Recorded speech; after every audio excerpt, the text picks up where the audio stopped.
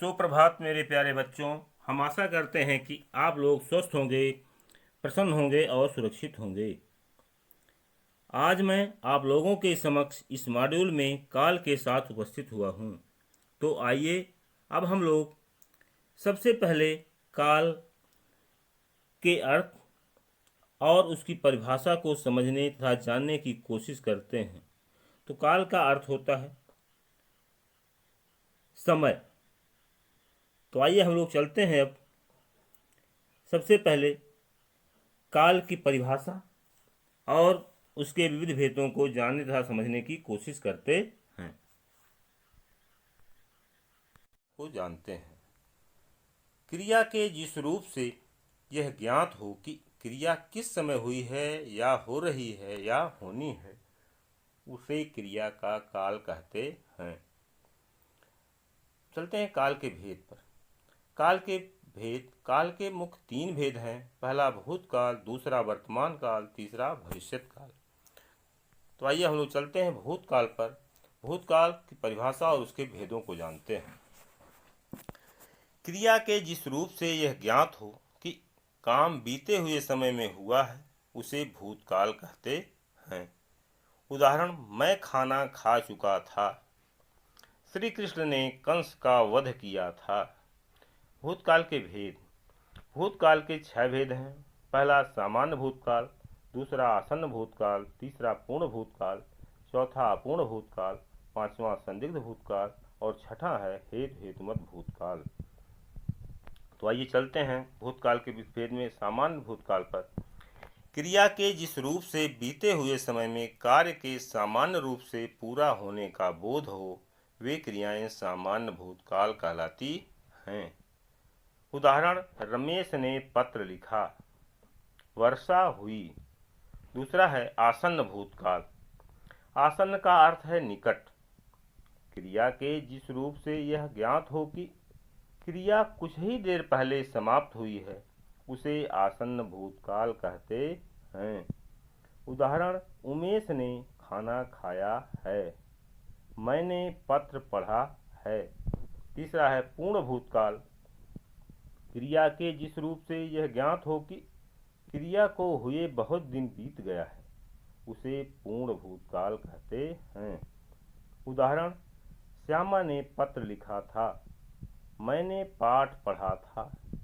चौथा हमारा है अपूर्ण भूतकाल।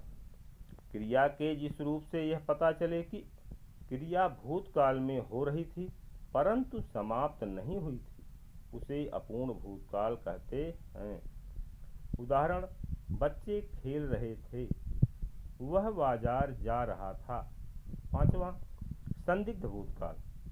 भूतकाल की जिस क्रिया के करने या होने में संदेह का बोध हो, उसे संदिग्ध भूतकाल कहते हैं। उदाहरण, वर्षा हुई होगी, वह घर गया होगा।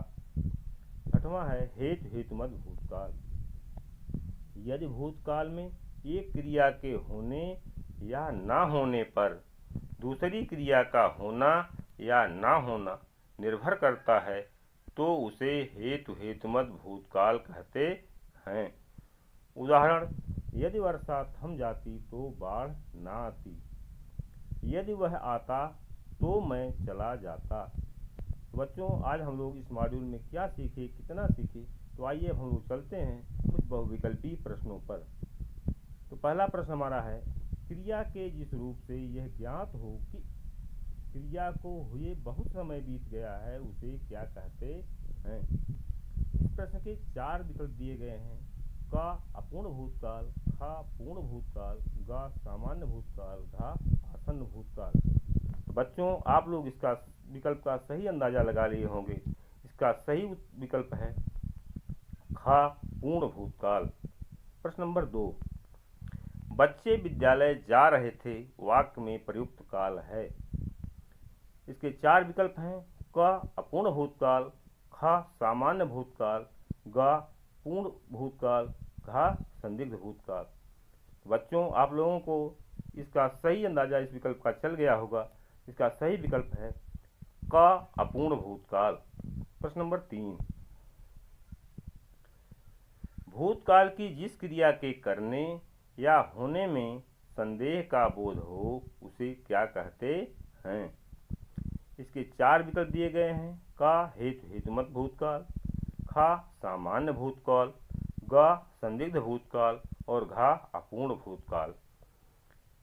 बच्चों, आप लोगों को इस विकल्प का सही अंदाजा चल गया होगा। इसका सही विकल्प है ग संदिग्ध भूतकाल। प्रश्न नंबर 4, यदि पढ़ते तो अवश्य प्रथम आते वाक्य किस काल का उदाहरण है। इसके 4 विकल्प हैं। क सामान्य भूतकाल, खा अपूर्ण भूतकाल, गा संदिग्ध भूतकाल, घा हेतु हेतुमत भूतकाल। तो बच्चों, आप लोग इसका सही अंदाजा लगा लिए होंगे। इसका सही विकल्प है हेतु हेतुमत भूतकाल। आइए हम लोग चलते हैं कुछ अभ्यास के प्रश्नों पर। निम्नलिखित प्रश्नों के उत्तर दीजिए। का आसन्न भूतकाल को उदाहरण सहित परिभाषित कीजिए। खा संदिग्ध भूतकाल को उदाहरण सहित स्पष्ट कीजिए। धन्यवाद।